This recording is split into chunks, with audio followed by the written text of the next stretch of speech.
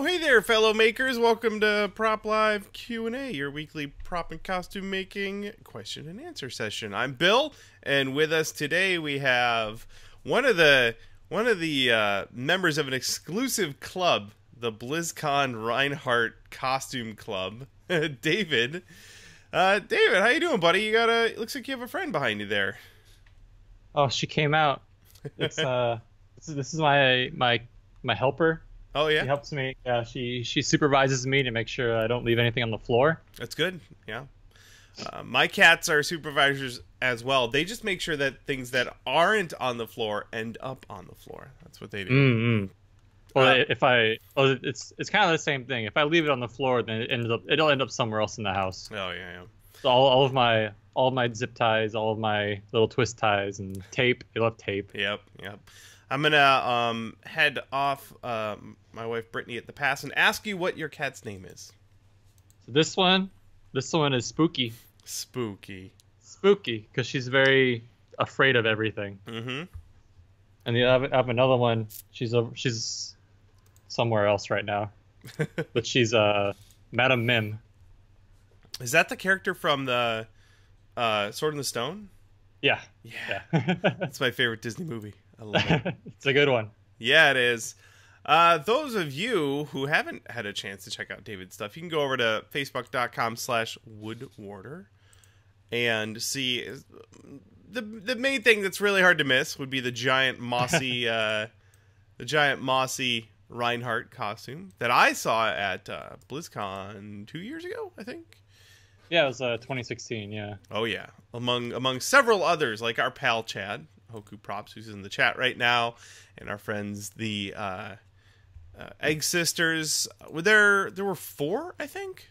There were 4, yeah. But we actually missed the Egg Sisters by about 20 minutes because at that time we had already been in costume for probably 6 hours. Oh, geez. Yeah. Well, you guys did end up in the same Weird Al intro. Oh yeah. Oh, that was really good. That was fun. That was really, really amazing.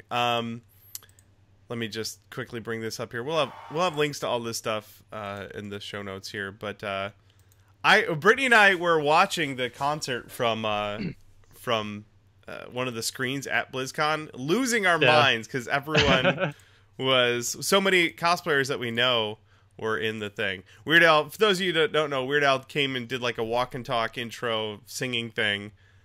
And they had pulled a bunch of cosplayers out to do it, including David here, who is about to show up on screen. Where is it? It's a little further. There it is. Dancing around in Mossy Reinhardt in the background, which was incredible. It was funny. So like after I showed up on screen and then Chad showed up on screen, like you can hear like a cheer and then a break. And then a cheer when Chad showed up, and then a break, and then a cheer when like X Sister showed up. Yeah, like you hear from outside. It was pretty magical. That was something else. That was actually the first. I've been a Weird Al fan for a long time since I was a wee lad, and that was the first time I'd seen a Weird Al concert, and it was amazing. Actually, it's the same here. Like I've been like ever since like Bad, or fat, not bad. Like Fat, and then like Bad Hair Day is probably the one I listened to the most. Like that was like the best album. It's all fantastic. And speaking of costumes too, that Weird Al guy changed costumes a lot. I don't even know, he did like full on facial prosthetics. He must have like a cannon with like his fat face in it, and he just blasts him in the face, and he's it's that Mythbusters paintball cannon. Yeah. He's got a new makeup on. Yeah. That is super, super cool. Now you've got, let me see here, a recap, or there is a recap video of the build for that Reinhardt costume. Again, we'll have a link. Let me see. This is, there we go. Oh, I like the countdown, the days until BlizzCon. Oh yeah. Yeah, that is great. Because that was. I was dying that whole time, but oh geez, I bless my patient wife for dealing with this the whole time. Yeah, Like she helped me paint. She helped me paint a lot of it. Like it was group effort for sure. Oh, that's wonderful. Very cool. Again, we'll have links to all these in the show notes if folks want to go check that out later. But super, super fun stuff. So, excuse me, what you got any big projects you're working on? Maybe for BlizzCon next year that you're starting a little early? Yeah, right. Early. What's that? BlizzCon, we're doing.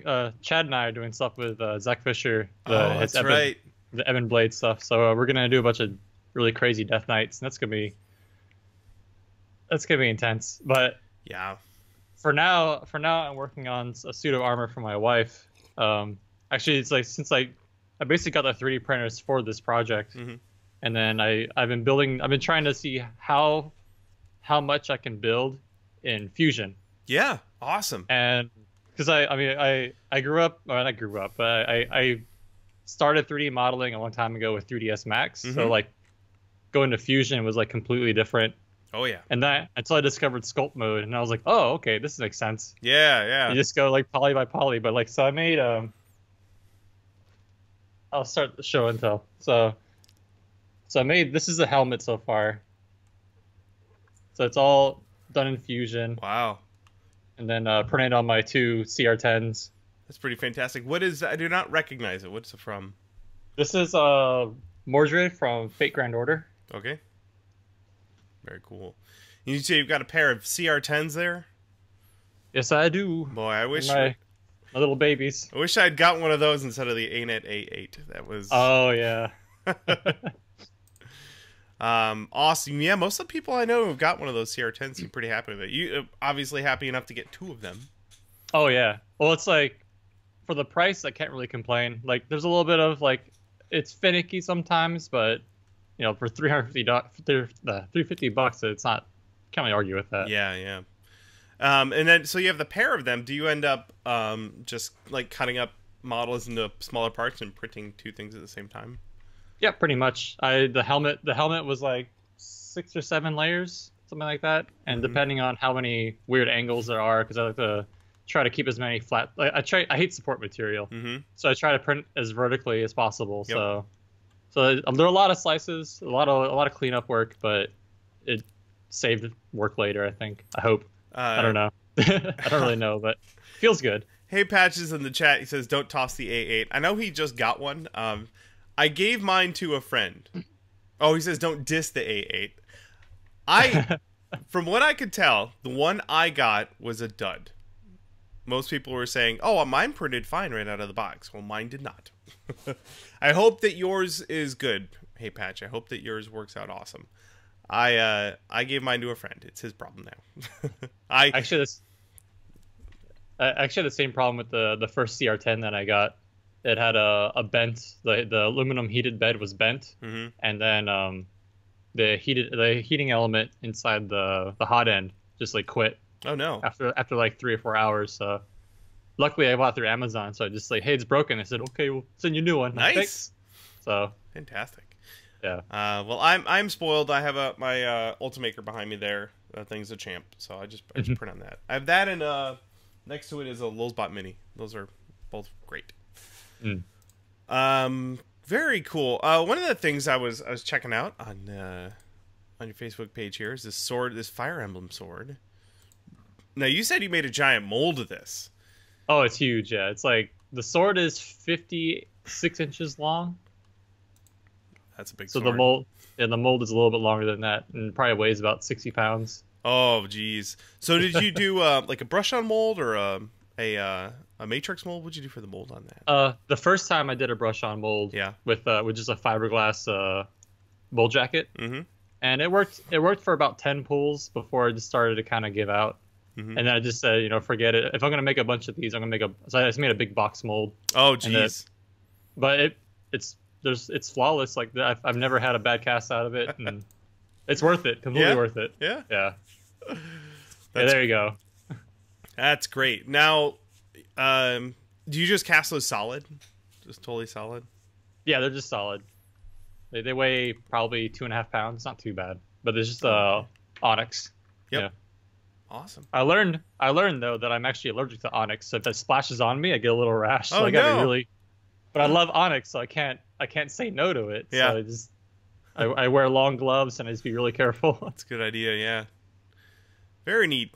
Cool. I did a giant mold a while back. My first Matrix mold was the sword from gun. Yes, I have a model right there.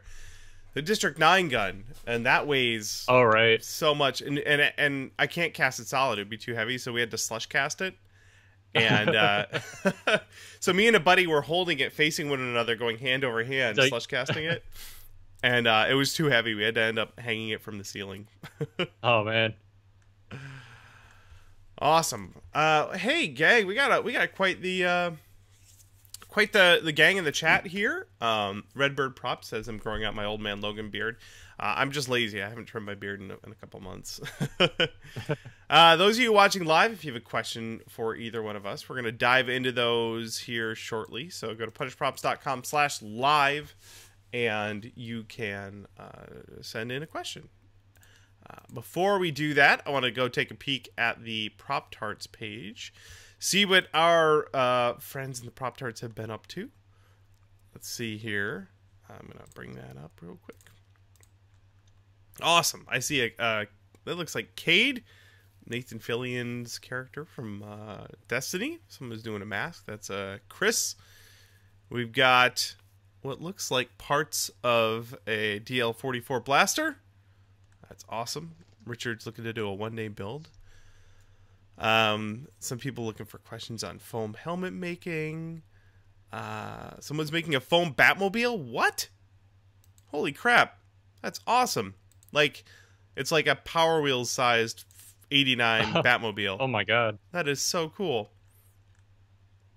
Very awesome. If you guys are watching and you haven't gone and checked out the Facebook page, the Prop Tarts of Punished Prop. So head on over there. Join the fun. See what everyone else is up to. It's pretty great group of people over there. And many of them are hanging out with us in the chat today. What else do we have here? Oh, I just put up a video on doing chrome finishes. And I wanted to ask you, David, what sort of paints you used on those Fire Emblem swords. Because they look very shiny and metallic. Oh, just rattle cans. I use so the very specific Krylon spray paint is just like it's just a metallic aluminum. Yeah, is the one that I use. So it's like a pretty deep shine to it. Like nothing really crazy, and the gold is just like the Rust-Oleum, not the Rust-Oleum. Oh god, no, the Krylon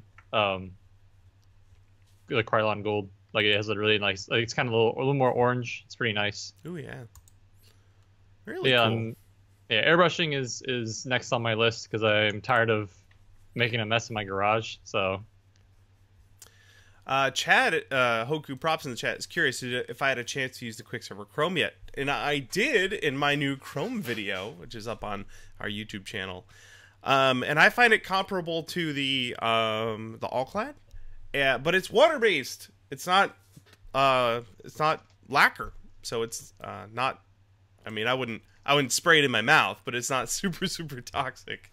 But yeah, that was awesome. It's a water-based chrome paint, like a gloss black and a silver on top of it. It worked great. I think the next time I do a prop that's going to need that kind of finish, I'm going to use the Auto Air Quicksilver Chrome. Try it out. I think I also need to build a better paint booth, like a small paint booth. So look for potentially a video on that coming out here pretty soon.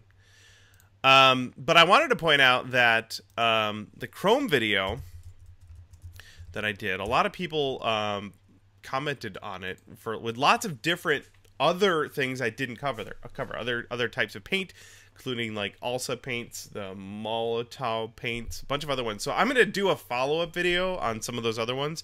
I have to order more stuff. I have to buy some more paints to try out. But I want to be as thorough as possible.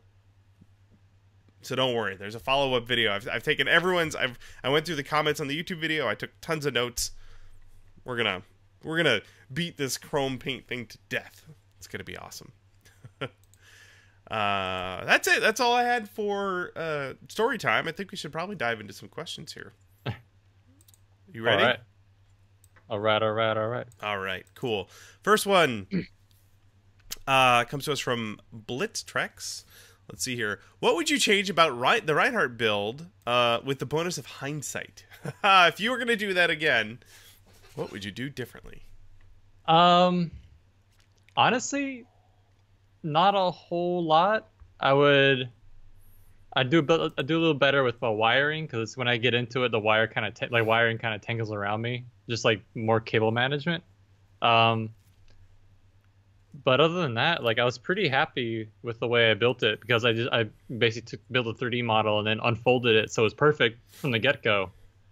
And then the foam was light, it breathed pretty well, had a fan in the back. Visibility was okay. Maybe I changed the way the arms work so I can actually like hold my arms up for a little longer. Maybe have it support more from the shoulders versus just my forearms, but pretty happy with it, yeah. What about the timeline? Maybe start a little earlier?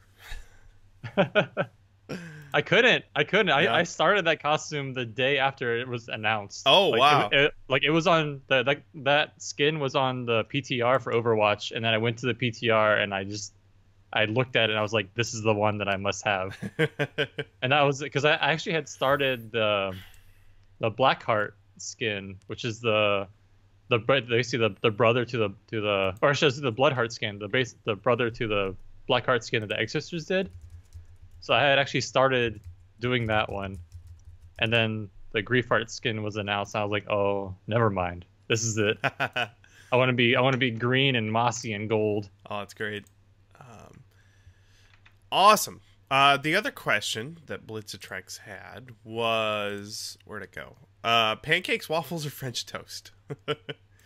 Well, it depends on where. Is it homemade or is it from somewhere? Because like pancakes, if they're like, I like my pancakes a little kind of overdone, so they're kind of crispy on top. Yeah. And then but the waffles, I like waffles kind of underdone because they're kind of nice and soft. You can actually spread like butter and stuff on it. It's very. I'd say I take a good waffle over a pancake. Yeah. It's conditional. It is. Yeah, it's conditional. We found a pecan, like a cinnamon pecan pancake mix, just randomly. Like we normally just get normal pancake mix if we get it, but that's what I had for breakfast today, and it was amazing. So I'm gonna go with pancakes today. Thank you, Blitztrex, for the question. And again, anyone else wanting to get a question in, head on over to punishprops.com/live. Send them in. Let's grab another one. This is from Banana. Have you guys experimented with other formulas of Mod Podge, like the one for fabric or the hard coat for sealing foam? If so, is there a difference between those and the normal one, or are some formulas more flexible? I haven't actually used Mod Podge very much. I've only used just the normal formulation. Have you used much Mod Podge? I used to use the normal one the most, just because it's more readily available, and I always seem to have a tub of it right here. Here we go. Yeah, look at that. Here it is. I just have it. Hey, I've tried the spray one before, and I didn't quite like it as much because it takes longer to apply it. But I've never tried the other ones. I keep looking at them. I was like, what? That's good. I'm not sure. Yeah, there's a bunch. I know whenever I can't think of any of them off the top of my head, but I know when I go down the aisle at like Michael's, there's a whole bunch of different formulations. Let me see. modpodgerocksblog.com. That's where I ended up. Oh, that sounds promising. Yeah, there are Mod Podge enthusiasts out there. And I'm trying to see a list of like all the different types of them, but I haven't, like I said, I haven't experimented much with them. Yeah. Plaid is the company. Mod Podge Matte. Let me see here. I'm at the Dick Blick website. We've got the starter pack. There's a sparkle, a gloss, a matte. Oh, here we go. Antique matte. Fabric, gloss, you can get a gallon of Mod Podge. They have a paper one. There's all kinds of them. Oh, a gallon. I can just like dip the whole prop into it and take it out. Like it's good.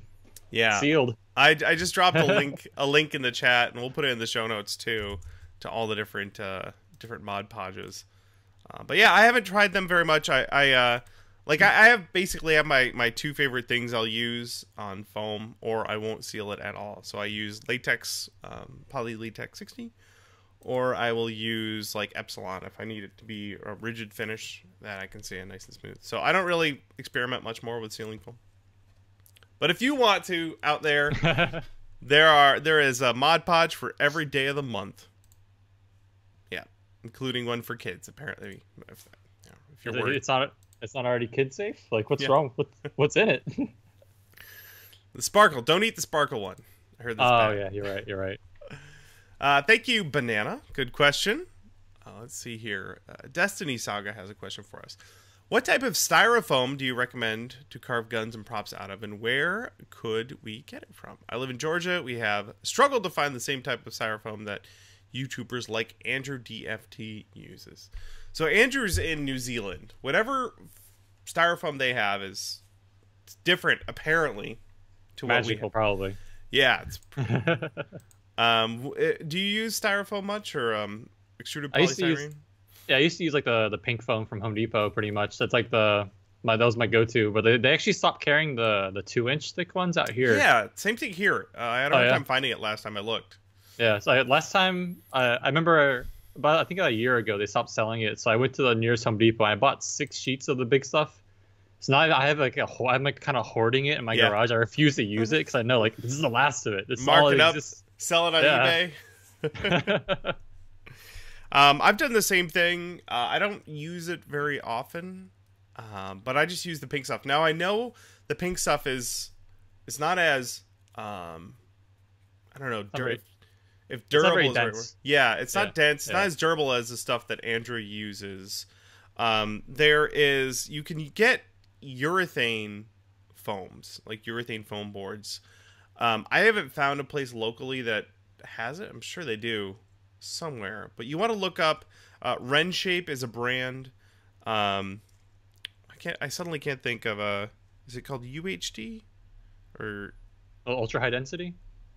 Just the well, I know on eBay you can buy companies will sell scrap stock of it. So if you go to eBay, you can probably find a decent price for some smaller pieces. They usually don't have large sheets though. If you can find a place that carries urethane foam board, especially locally, ask them for their top sheets. It's usually a lower density of when they ship it. It comes with another sheet of it on top that's got straps on it. It usually gets dented. It usually gets thrown away. So top sheets is what you would ask them for. I can't. It's HDU is what it is. HDU, high density urethane. That's what I was looking for. High density urethane foam. Let's see here. There's a lot. I just did a Google search for it. But anyway, that urethane foam board is going to be a lot more durable. You can get it in different densities. So they have this particular website, precisionboard.com, has them. People use it for milling. And the other cool thing about the urethane is it's more chemically stable than the styrofoam. So if you get, you should, I think, be able to spray paint it without it getting eaten away. Don't take my word on that. Do a test beforehand. But look for companies nearby where you live that do like shipping. Or I can't really think of who else will carry it. But if you ask them for their top sheets and you can get their scraps that they were going to throw away, that's good stuff. That'll carve really well. It doesn't tear the same way that the insulation foam does. So there you go. Everything you need to know about high density urethane foam. Thank you, Destiny Saga, and good luck on your foam quest. Let's grab another one here. Ian says, let's see. Oh, he has a similar question about insulation foam. He wants to know about this enclosure that I built. This pink stuff is that pink insulation foam. Would EVA foam serve the same purpose? He has plenty of that laying around. I wonder. Now, David, you have a pair of 3D printers that are not enclosed. Are you just printing in PLA? Yeah, I use PLA Pro or PLA Plus. Mm-hmm. But yeah, like I don't. I want to go to ABS, but the enclosure for it would be huge. So Yeah. I don't have the space for it. So I wonder if you could build an enclosure out of EVA foam. I think that the insulation foam is actually a more cost-effective method. I probably spent, I don't know, if you had a big sheet of it, those are like $15 or something. I don't know. This is the inch thick stuff. It's fairly cost-effective to build a box like that. So I would just go get the insulation foam. It's rigid. I just drove like 2-inch long drywall screws through it to put it together. You can't really do that with the EVA foam. It's not rigid. So you have to build like some kind of skeleton for it. Yeah. Like a PVC frame, and then mount that to it. So definitely more work. And even though you already have plenty of EVA foam lying around, you'll probably find a use for that sometime in the future. Don't think it's going to go to waste. So yeah, I recommend just go get some insulation foam board. It's awesome. I print ABS on this thing, and it never fails. It never falls off the print bed. It's awesome. Mm-hmm. Oh, sanding 3D prints directly sounds really nice. Yeah, sanding the ABS prints off of that is awesome. I think most of my prints are like 80% spot putty at this point. Oh goodness. I just scoop it out on my finger, yep. Oh, yep, there it is, all of it, the whole thing. Recently I printed, I don't know if you guys, some of you were here when I was doing my Blade Runner kit build, and this is part of the Blade Runner gun, and it's pewter. It was cast, or a white metal, but probably pewter. And you can see there, I twisted, when I was drilling it, the drill bit caught and twisted that part. And can't really untwist it. So I 3D modeled it, and I did a little print here in that ABS. It did not print the knurling. It's just too small of a detail for an FDM printer to capture. So I had my friends print it on their Form 2. It's really hard to tell. It did get... I remodeled it to have deeper knurling. But yeah, it got all that detail. So anyway, that's a little side project I'm doing. I'm gonna get this printed again, and I'm gonna make a mold with like Mold Max 60 and cast a new one in pewter and replace the one that I totally goofed up on the live stream. That was a frustrating day. Have you done metal before? Yes, I have. Actually, my wedding ring is pewter. That's awesome. 3D modeled. I printed on the Form 2 and cast it in pewter. Oh, that's sick.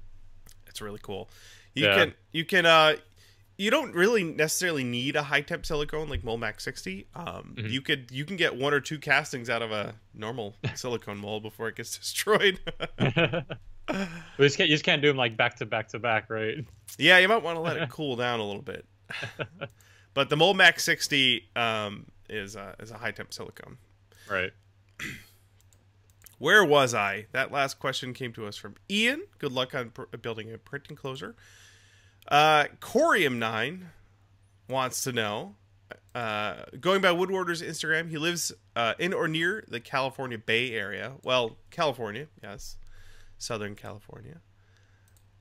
He's bummed, Corium9 is bummed about the tech shop closing. Yeah, that's right. Yeah. Were there tech shops in Southern California?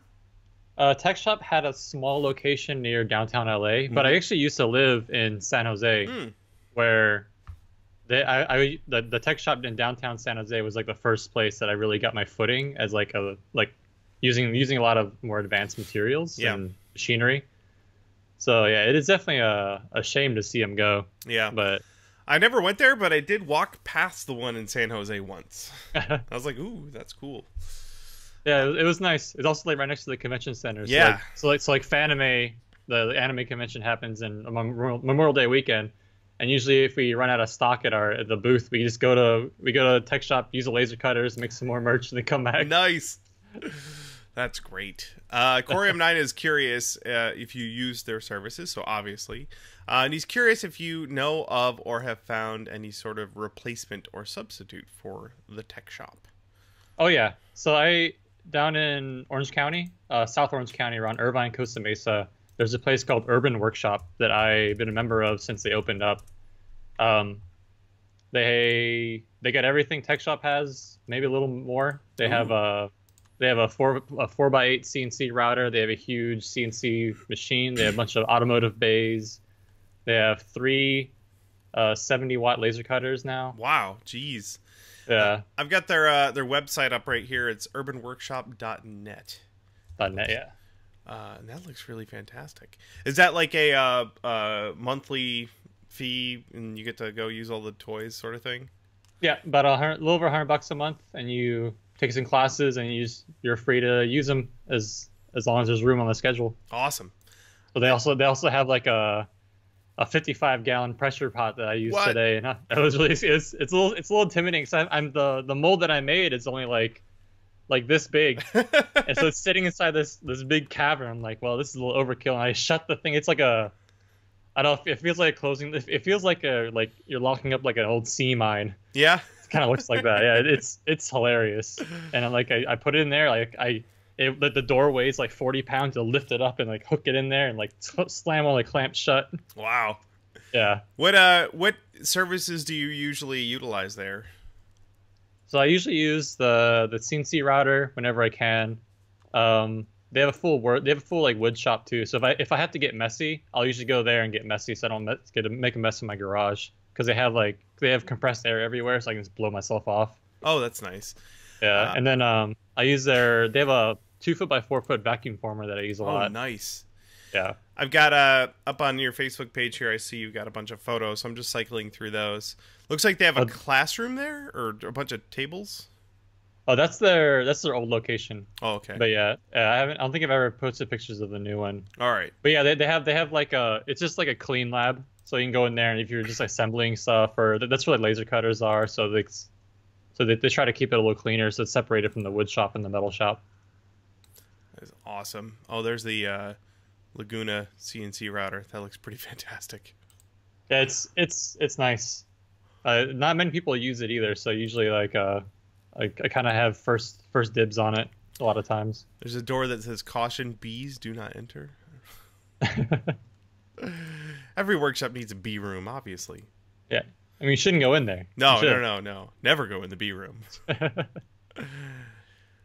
We don't have anything quite like that here in Seattle. We do have a couple of makerspaces, but none of them have a 4-foot by 8-foot CNC router. Yeah, it's pretty nice to be able to like just machine out a whole sword on one go. Like there it is, like it's done. That's what I was looking for. You had a picture of that Fire Emblem sword that was all milled out of. Was that MDF? Yeah, it's just MDF. The master was just MDF. So there it is. Yeah, that's pretty great. That is pretty great. Awesome. So let's see. Corium9 had another question. He likes to ask people if they have any hidden talents. Do you have any hidden talents? Oh, hidden talents. I can recall every guitar solo from the Sonic Firestorm album from Dragon Force. Yeah? When you say recall, you can play it like on a guitar, or? Oh, no. I can just like hum it to myself pleasantly. Did you just? But if Fury of the Storm comes on, I'm like, all right, yeah, I got this. You got? Is it just that you've listened to that album many times? Yeah. Yeah. But it's funny though, because like I listened to it a lot, probably 6 or 7 years ago, and then like I started listening to it again recently. I'm like, oh, I still remember all this. Like, yeah, this is my jam. We were at the mall today, and a Goldfinger song came on, and I love Goldfinger. They're I mean, I can't remember which album it was from, but it was on their best of album. Yeah. And I was like, yeah, it's 2004 again. All right. When I hear Goldfinger, all I can hear is Tony Hawk Pro Skater 2. Oh, that's such a good album. Every song on that album. Every song, yeah. So good. That album informed my music heading into college in the late 90s. Thank you, Corium9. Nathan's got a question here. Bill, where did you get your small flexible tripods for the camera you use on your workbench? I have lots of tripods. There's some right here. Hold on. This is a GorillaPod I got from the guys at GorillaPod, actually in San Jose. I was there for Silicon Valley Comic Con, and I walked by their booth, and my buddy Mar was there, and he was like, "Hey, here's a GorillaPod." I actually don't use this very much. I have a bunch of other tripods, probably a dozen or so, but I just picked up a mic stand, a Rode mic stand. Let me see if I can find this. And I don't use it for my microphone. I use it for my camera, and it's spring-loaded so that I can adjust the height and position of my camera, which is pretty wonderful. And I'm going to find it real quick. There we go. The Rode PSA 1 that I purchased a couple weeks ago. This guy here, it's cool. It's a microphone arm. What's great about it is it can handle the weight of like a DSLR, and it's got a 1/4-20 screw mount on it, so you can just. I've screwed on a ball head for the camera, but you could just screw a camera directly on there, or a webcam or whatever you want, and that thing's really awesome. Previously, I had a swinging arm that you would use for like, it's meant for hunting. You put a camera on there for like tracking deer, I guess. But it had no up and down. It just went side to side. This thing's side to side, up and down, all around. It's awesome. But yeah, I have lots of tripods. Kind of a nut for camera gear. Thank you, Nathan. Otherworld Cosplay has a question. What are some methods you use to get out of creative blocks or lacking building motivation? What do you do? Do you just set yourself a stupid goal, like a really stupid time goal, and you say, I guess I have to finish this? Usually it's my wife that's my solve for creative blocks. She says, just do it. I was like, oh, you're right, just do it. That's it.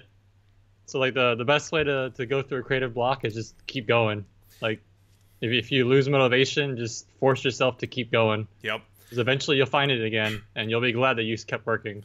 Or have an accountability partner, someone other than yourself who will give you the stink eye if you're being lazy. Have a supervisor. A supervisor, I like that.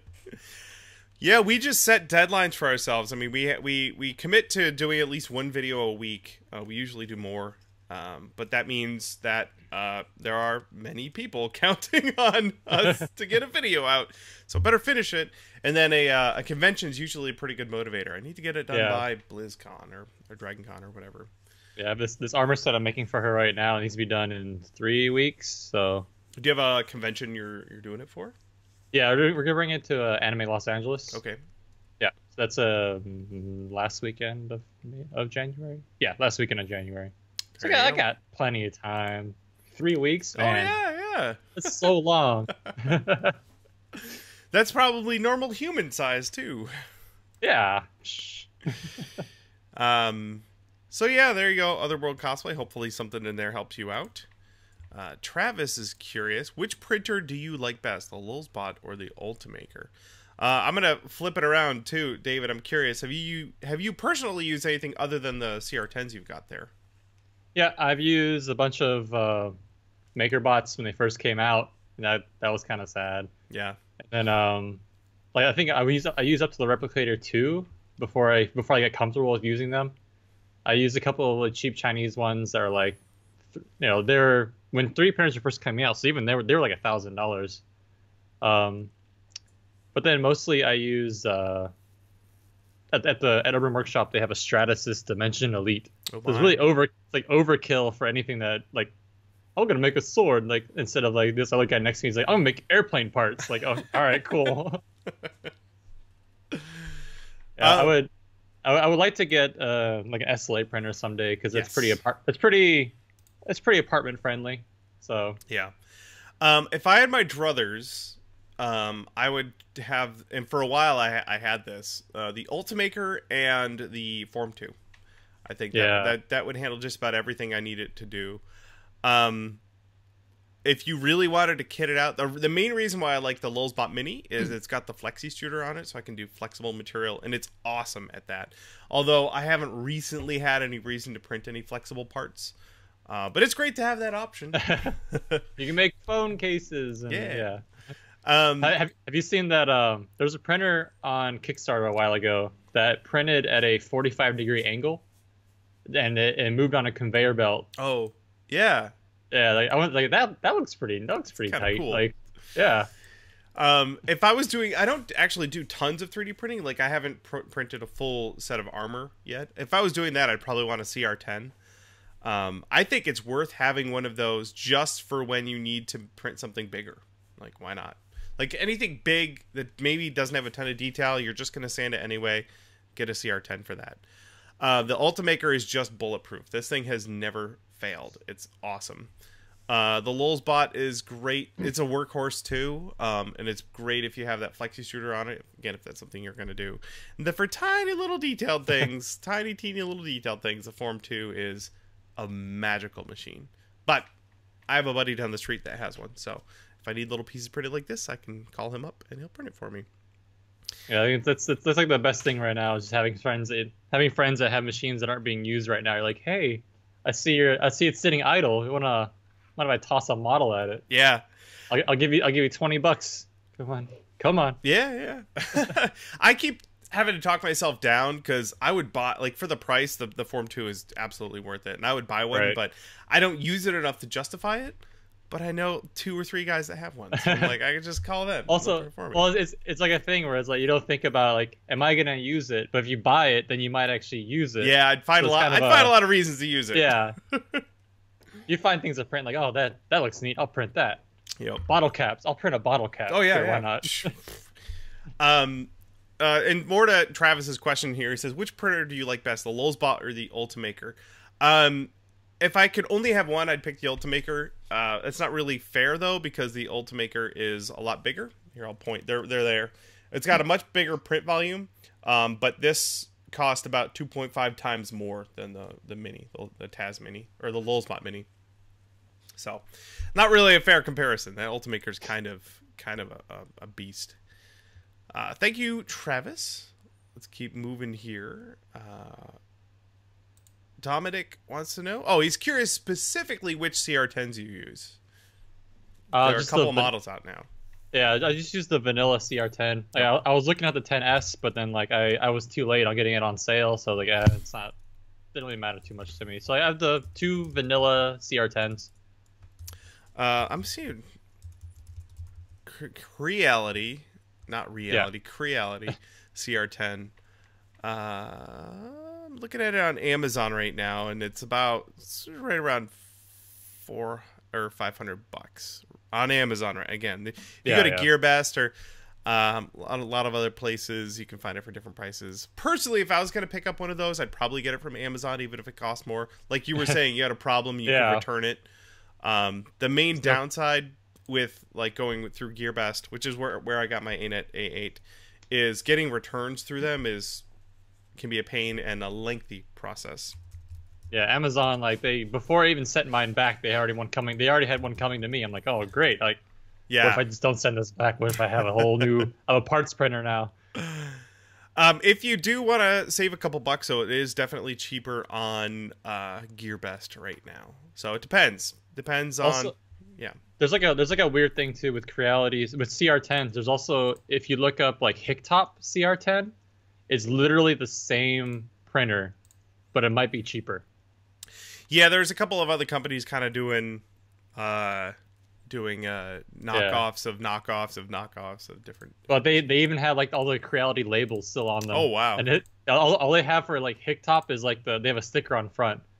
But other than that, and it was like $50 or $60 cheaper than the Creality brand on Amazon. So like it's interesting, but I mean it works, so can't really complain too much right now. Yep, there's a CR10 Mini. There's the S. There's a bunch of them. Yeah. Let me see. They also have a large format one, but that one pretty much doubles the price for maybe like 20% more print bed, like more volume. So I don't really need to print something 18 inches tall.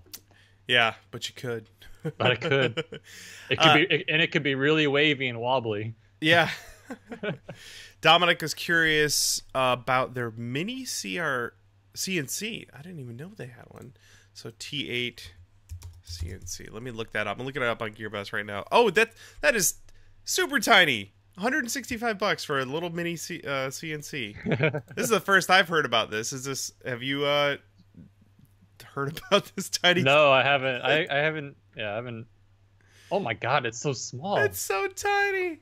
What do you do? What do you? Circuit boards, maybe. I guess so, yeah. That's kind of cool though. But no, I have never heard about that, and that's really wild. It's so cute. But for $165, I mean, get one and see how it works. That's more than $165 of aluminum there. Right. If it doesn't work, melt it down. Thank you, Dominic. We got a few more questions here. Coulter, let's see here, has a question. Oh, Kamui Cosplay found a good translucent foam in Germany. It looks amazing and shows LEDs through the paint. Do you know if such a thing exists in the States? Now, I saw you for your Reinhardt costume. You had a foam that was all white. Was that like L200? It was L300 yeah, and a little bit of L400. The quarter inch is all L400. Mm-hmm. It was mostly half inch L300. Yeah. Do you have any idea how well LEDs light would penetrate that? I don't know if that's something you just happen to test. I think they're pretty opaque. Yeah. At best, maybe like an 1/8 inch L200 might show a little bit of light, but you would need the LED like pressed up against it, and then it wouldn't diffuse at all. Yeah.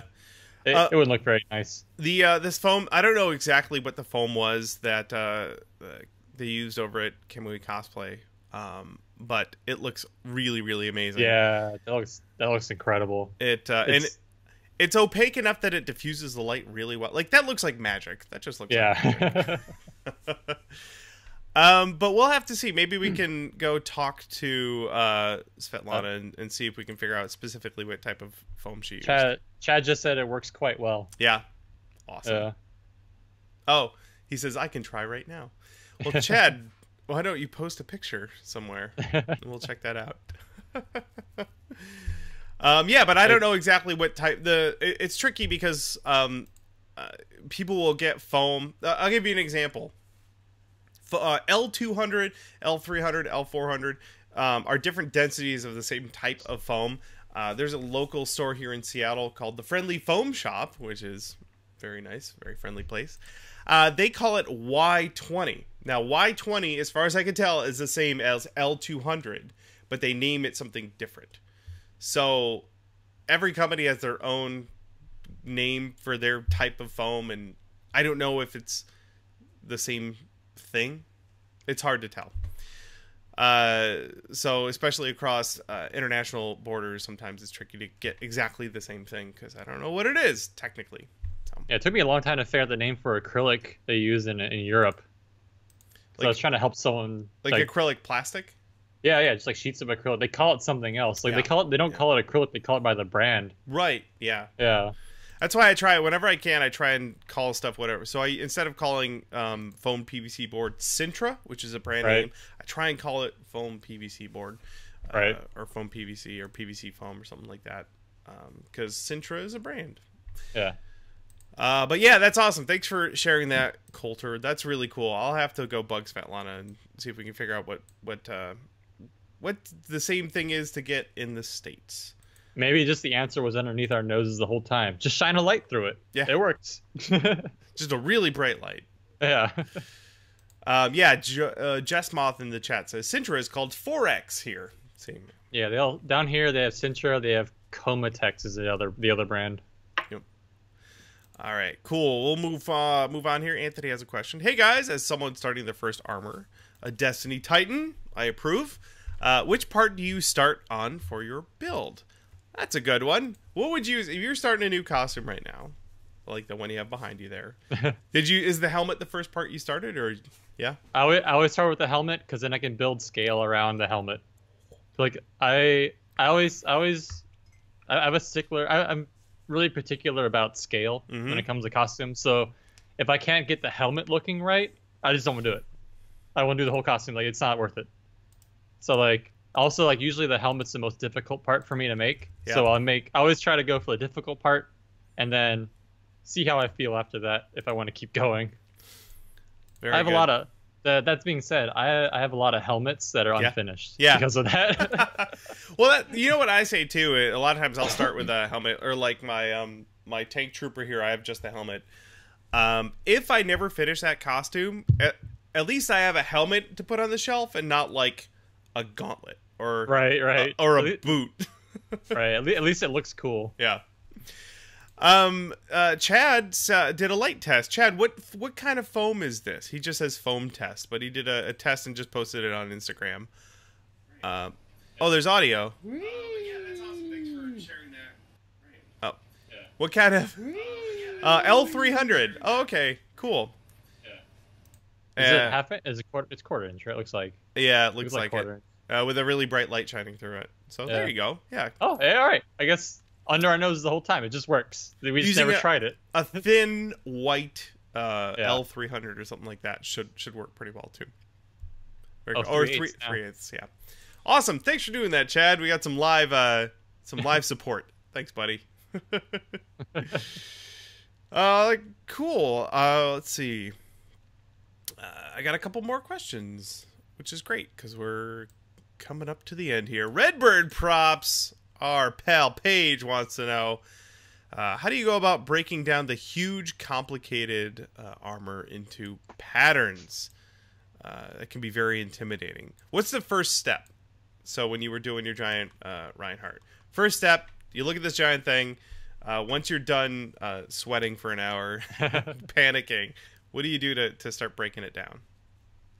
So what I did for Reinhardt is I took a picture of myself in like a T-pose from far away to get like a depth of field, and then I just put that into 3ds Max, imported the model, and then scaled the model to my height where I thought my height would be. Basically, I wanted it so my feet were at the ankles of Reinhardt because the way I wanted to build my stilts, and then my head just kind of luckily just ended up in the right spot. My head ended up where the head was. It's like, oh, all right, cool. I'm good. Yeah. Yeah. It helps being 6'4". Yeah. But so you but you had the 3D model of the Reinhardt, which can be like, as far as getting scale right, is super useful. Yeah, so I pulled the model. I ripped the model from the game and then basically rebuilt it to make it a little more high poly, and then went from there. Just took each. I sectioned off the armor, and so like helmet, thighs, calves, feet, a bicep, like forearm, that kind of thing, and then export all those as their individual files, then reopen them, and then use a program called UV Layout. Okay. And so it's kind of like Pepakura, where you can take a model, you can select which polygons you want for a group, and then you can extract it off the model and then flatten it and make a paper pattern. That's awesome. So UV Layout, I imagine, is for like UV mapping, for texture mapping. Yeah. Yep. But this is totally, which is what Brittany, my wife, and I have always said. That's kind of what Pepakura Designer does. It kind it's the same. It's the same thing. Yeah. Yeah. Awesome. Something else you can do too, and a little bit more of a low tech solution. And I know our buddy Steve over at SKS Props did this for his giant Gears of War costume. It's just like have someone trace an outline of your body on a wall, on a giant piece of paper on the wall, and then draw the silhouette of your character around it, and then start fudging it. If you have a giant whiteboard, that'd be pretty handy. I think that's how Adam Savage did his. Yeah, I just did mine in Illustrator. Like for other things, I usually do an Illustrator and just draw the armor over me and basically make that into a pattern for foam. Yeah, so it's pretty like luckily foam's really forgiving when it comes to curves. So like you just like heat with enough heat, you can do anything you want with it. Oh, foam, what can't you do? Yeah, there you go. Thanks for the question there, Redbird Props. Next one's from the Honest Cosplayers. Related as well. Curious how you designed the stilts for your costume. Oh, yeah. I just kind of had a epiphany in the shower one day. That's where I have my best ideas. I don't know about the rest of you guys. So actually, if you go... So on my Instagram, actually, where I have all my actual pictures, like my Facebook is pretty kind of out. There's a gap there's definitely a big gap. My Instagram has like everything that I've been doing lately. But like there I have all my Reinhardt pictures. I have a picture of my stilts there. Bringing it up here in just a moment. Yeah. Instagram Woodwarder with an underscore after it. Aha. Yeah. Yeah. Because someone took the real one. They don't use it. Yeah, there's a guy with the Bill Duran Twitter account and doesn't use. Yeah. What am I looking for? I think it's probably pretty far down. It's from last year. All right, I'm gonna keep scrolling. You start talking. All right, so I kind of just imagine a big shoe. Okay. So I wanted to make it be able to articulate, so I can actually walk like I can walk kind of normal. So I built a toe section, I built a heel section, and I kind of made like a PVC, like a thick PVC structure. So it ended up weighing a bit, but it was pretty secure. And I put a platform. Then I took some old running shoes and I took some huge screws and just screwed them into the wooden platform. Awesome! I got a picture up here right now. I put a little hinge on it, and then that's it. So the front part looks you can actually bend it a little bit. That's quite. Yeah. That looks really. I can walk around. Yeah, I can walk around pretty much like if I don't have the full suit of armor on, if I just have the legs, I can walk around like their normal shoes. That is fantastic. They're wide enough that I don't have any instability because I took a couple like missteps at BlizzCon because they had like the brick floor. Yep. But I was able to catch myself every time, like no problem. Awesome. That is cool. That is something I have not yet done because I am not a crazy person. Yeah, I looked at Reinhardt. Like I was huge on Overwatch. I was like, I want to make something Overwatch real badly. And I looked at all the designs. I was like, it's not enough. And then Reinhardt came out, and I was like, there it is. Yeah, that's the one. Very cool. Thank you, The Honest Gamer. We got another one here from Mike. What recommendations would you give someone who is of a heavier build so an armor doesn't look overly bulky or weirdly scaled? That could be challenging no matter what your body type is, because none of us have the proportions of all these superheroes. But usually what I tell people is make it your own. You know, you're free to redesign a costume or a character in any way you see fit to make it your own sort of thing. You don't have to look exactly like the character. In fact, I think that's one of the most fun things about cosplay. I really like when people take a character and make it the combination of that character and the person, the cosplayer, doing something really, really creative. I was going to ask you what considerations you had to make for Reinhardt, but you're already super talented. So. I still had to make stilts. Yeah, that's true. I'd say like if you're worried about how you look next to other people because of your size, just make something even bigger. Yeah.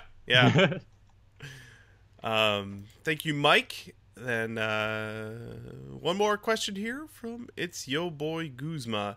Curious, how often should I change my respirator cartridges? Even if you're not quite sure exactly how many months you should use them, when you open them, write the date on them, so at least you know how long it's been open. If you're not sure, go ahead and change them. Yeah, every 3 to 6 months I try to change mine. I also use mine almost every day, so that's a pretty good idea there. I wonder if 3M has a recommendation on the. It probably says right on the package. Yeah, it's probably on the back of the package. So like change every 3 to 6 weeks. Like, oh no. Oh no. They're pricey though, man. They are, but it's a lot cheaper than a new pair of lungs. You have 2 of them. Yeah. I probably have them closer to like 3/4 of each at this point. I try really hard to take care of mine. One of mine's probably full of sawdust, I think. Yeah. But either way, write the date on them so at least you know how long it's been since they've been opened. And then every 3 to 6 months, pretty good bet. All right. Very good. Great questions today, you guys. I see our buddy Silent Warlock has just joined us in the chat. Thanks for hanging out with us. Thank you, everyone else, for hanging out. Hey Patch says mine are a few years old. I will buy and mail you new cartridges if that's true, just so that you can replace them. David, thank you so much for hanging out with us for the last hour. It has been a pleasure. Thanks for the invite.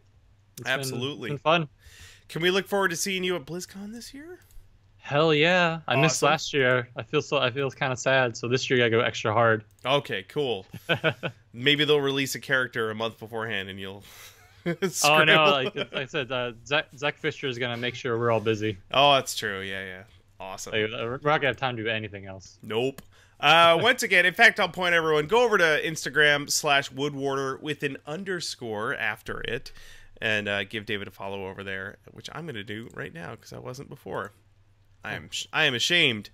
And then you can see, I'm excited to see you finish up that the rest of that helmet there, or I should say the costume that goes with that helmet, because that looks amazing. There's a lot to it. Mm-hmm. But it's gonna be pretty cool. Fantastic. I'm looking forward to seeing it. Thank you guys so much for hanging out with us here on this episode of Prop Live. We'll do it again next week, and I'm excited to see you all there. Thanks again, and guess we'll see you next week. Bye, everybody. See you guys. And we're